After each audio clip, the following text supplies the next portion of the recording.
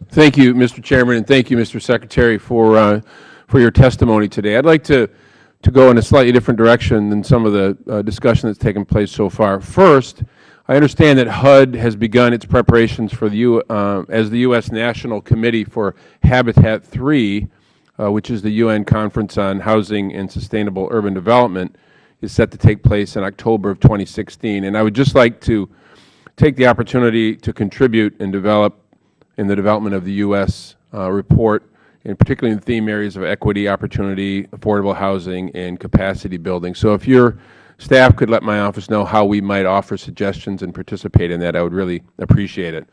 I'd like to comment on my principal area of focus and ask for your commentary. I've worked on urban revitalization as a career before I came here, and particularly the challenges of our older industrial cities. And I certainly want to reiterate that the challenges in these particular communities can't be underestimated. We can talk a lot about how we rationalize the marketplace, and particularly in the housing sector, but I'm sort of focused on the HUD part of HUD's charge in this context. There are many communities for which even a rising economic tide is not sufficient to restore opportunity. Older industrial cities particularly fit that description. So knowing that, I wonder if you might comment on, first of all, the difficulty of getting more direct support through programs like CDBG, Neighborhood Stabilization Program, HOME, knowing that it's going to be a challenged environment to increase resources coming from Congress, as much as I think that would be a good investment.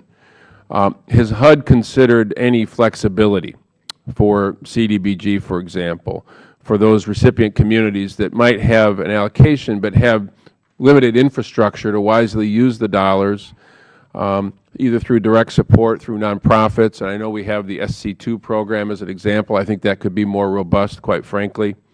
Or maybe even in the case of Michigan, where we had a strong NSP2 allocation, thinking about some flexibility in terms of program income.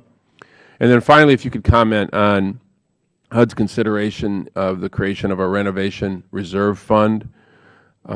If a fund such as that were federally capitalized, I think there would be significant opportunity for redevelopment of abandoned properties, derelict properties in our older industrial communities, which I think would leverage private capital soon thereafter. If you could comment on your thoughts on those areas, I would certainly appreciate it.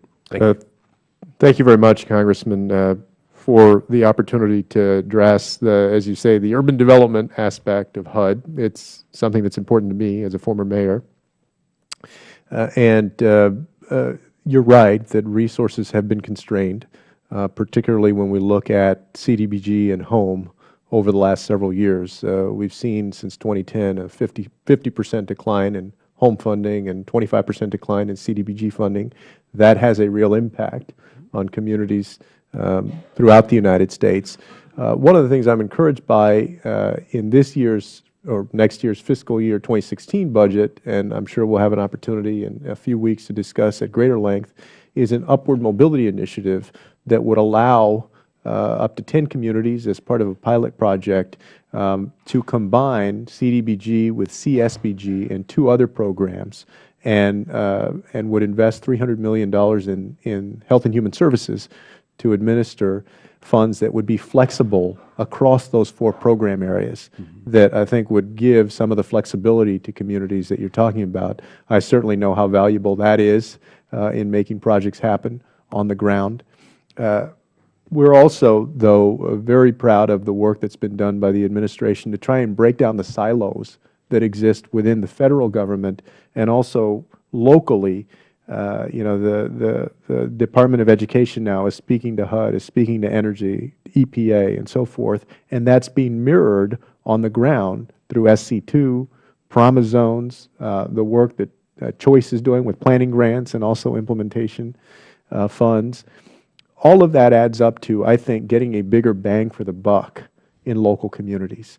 And whether it's doing something about vacant lots or making housing more affordable in an area, or just, as we used to do a lot of in San Antonio, investing in infrastructure, bottom line infrastructure, we're trying to find creative ways that we can make those resources go further.